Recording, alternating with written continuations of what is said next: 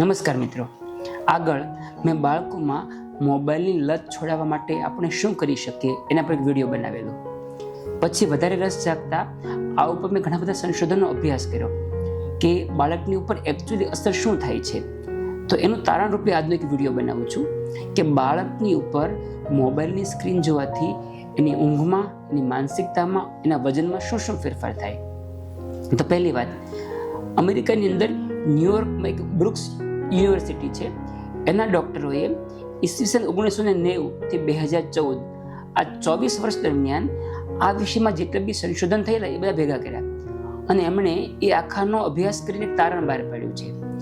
Total 67 એટલે કે 67 અલગ અલગ સ્ટડી ભેગી કરી અને એમણે એ તારણ આપ્યું કે જે બાળકો મોબાઈલનો, લેપટોપમાં કે ટીવીમાં સ્ક્રીન ટાઈમ વધારે હોય છે એમની અંદર ઊંઘનો સમય એટલે કે બાળક સુવા જાય અને ઊંઘ આવી જાય એ વચ્ચેનો જે સમય છે એ ખાસો વધારે હોય છે.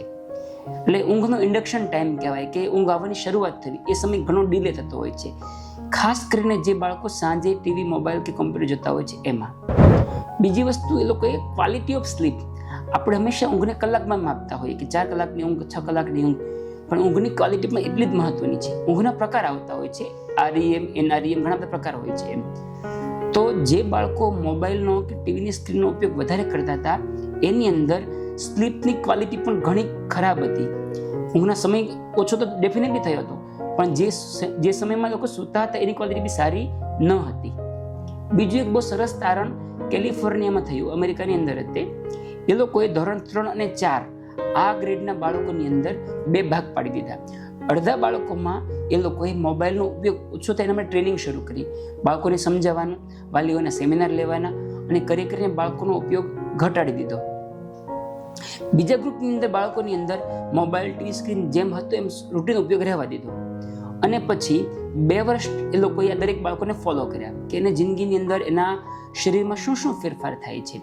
તો એવું જોવા મળ્યું કે જે બાળકો મોબાઈલ, ટીવીનો ઉપયોગ ઓછો કરતા હતા એમની અંદર જંક ફૂડનું પ્રમાણ ઘટી ગયું, એ લોકોની અંદર શરીરની અંદર જે વેઇટ ગેઇન હતું, વધારે પડતી ઓબેસિટી હતી, એનું પ્રમાણ ખાસું ઓછું થયું.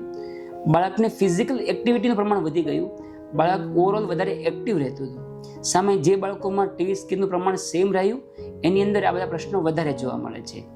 એટલે કે ટીવી, મોબાઈલથી ખાલી આંખને નહીં, શરીરના દરેક ભાગને અસર કરે છે.